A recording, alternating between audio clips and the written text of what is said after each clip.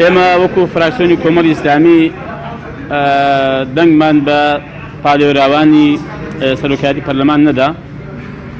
بەڵام ئەمە پرسیارێکە ئێمە بۆچی دەنگمان پێ نەدا.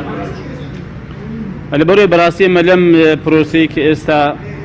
بەڕێوە دەچێنی گەرانین و ئەم پرۆسەیە هەژمونی حزبی بەسەردا زاڵە کە ئێمە هیواخواز بووین کە ئەم موئەسەسە گەورەیە موئەسەسەی پەرلەمان کە بەرزترین دەسەڵاتی یاسادانان و تەشریع و سیاسیە لەبن دەستی حزب هاتبا دەرێت تۆزێک ئازاد بووە و خۆی گفتوگۆکانی لە نێوان خۆیدا کردبا لە نێوان فراکسیۆنەکان بۆ ئەوەی سەرۆکایەتیی پەرلەمان لە کاتی خۆیدا و 3 مانگ و 12 ڕۆژی پێ نەچووبا لە کاتی سوێند خواردنی یاسایی 11 شەشەوە تا ئێستا. بەڵام بەڕاستی ئەم هەرێمی کوردستانە نەکرد دامەزاوی پەرلەمان حکومەتیش و دامەزاوەکانی کەش بەداخەوە لەلایەنی حزبەوە بەرەوە دەبرێن و بڕیاریان بۆ دەدرێت.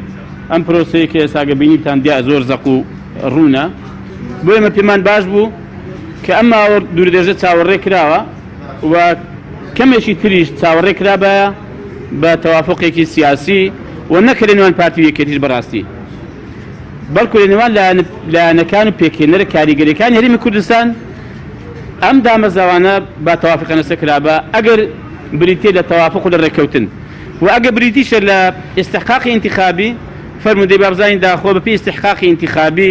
لەم پرۆسەی ئێستا کە لەژوورێ بەرەوە دەچێت بۆ هەڵبژاردنی سەرۆکایەتیەکانی پەرلەمان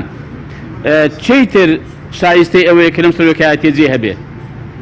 و حتا بەنزم پێکاتەکانیش ئەمە پێمان وایە کە پێکاتەکانیش لە کاتی خۆشیدا دەبوو یاساکەی بۆ گۆڕدرابایە کە پێکاتەکان خۆیان دەنجام بە پێکاتەکانی خۆیان دابایە بنەرەکانی خۆیان دابایە، نەک بەڕاستی حیزبێکی کە لەم سەری کوردستانەوە کە بۆ هەر پێکاتە لەم پێکاتانە دەبینی تاکە نەفەرێکی نین لە پێکاتەکەی بەڵام 300-400 دەنجی هێناوە. ئەمە دیارە بەڕاستی ئەم پرۆسەی چەند بە سیاسی کراوە و بە چ ئاراستەیەکی خراپ و ئالۆزدا دەچێت. بۆ ئێمە دەنگمان بە پادێراوەکان نەداوە و ئێستاش هاتینە دەرەوە و ئومێد دەکەم کە ئەم قەیرانەش بەڕاستی کێشەیەکی گەورە بۆ هەرێمی کوردستان نەخۆڵخێنێ